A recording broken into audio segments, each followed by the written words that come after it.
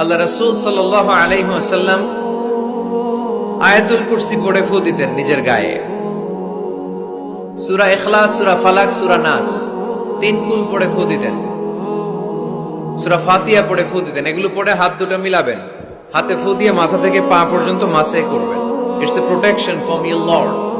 জিন ভূতের আসর, ব্ল্যাক ম্যাজিক, জাদু টোনা, বান মারা, জাদু ঝাড়ু যাই হোক, তো এগুলো কিন্তু মারে, বান মারে, জাদু টোনা করে, ব্ল্যাক ম্যাজিক করে।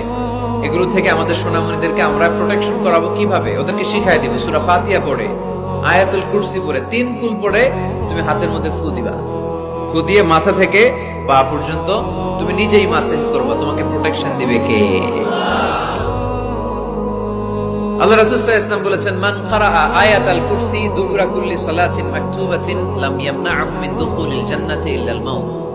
প্রত্যেক ফরজ সালাতের পরে যে ব্যক্তি আয়াতুল কুরসি তেলাওয়াত করবে, তার জান্নাতে যাওয়ার ক্ষেত্রে আর কোনো ব্লক বা বাধা নাই, একটা জিনিস ছাড়া, সেটা হচ্ছে মরণ, মৃত্যু। লোকটা মরে না তাই জান্নাতে যায় না, মরলেই জান্নাতি।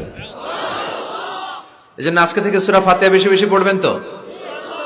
সাইয়েদনা আবু সাঈদ আল খুদরি রাদিয়াল্লাহু তাআলা আনহু বর্ণনা করেন, আমরা একবার মরুভূমিতে সফর করছিলাম।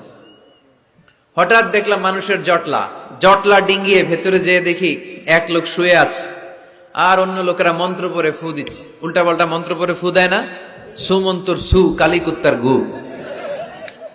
আমরা ছোটবেলায় শুনতাম বাচ্চারা এরকম ছুমন্তর ছুমন্তর ছুমন্তর ছু, কালী কুত্তার। এগুলো পড়ে ওরা মন্ত্র পড়তো। তো উনি যে দেখলেন কি কি মন্ত্র পড়ে এই লোককে ফু দিচ্ছে, উনি বললেন কি হয়েছে? সবাই বলল, আমাদের নেতা সাইয়্যিদুল হাই, হাইমানি গোত্র, এই গোত্রের নেতা সাপ কামড় দিয়েছে, বিষে এমন নীলাভ হয়েছে দেহ, মনে হয় মারা যাবে। কি করা যাবে? তোমরা কি কোনো রুকিয়া ঝাড়ফুঁক জানো? উনি বললেন জানি। তাহলে আসো একটু ঝাড়ফুঁক করো। উনি বলল শর্ত আছে, আমাদেরকে ছাগল দিতে হবে। এক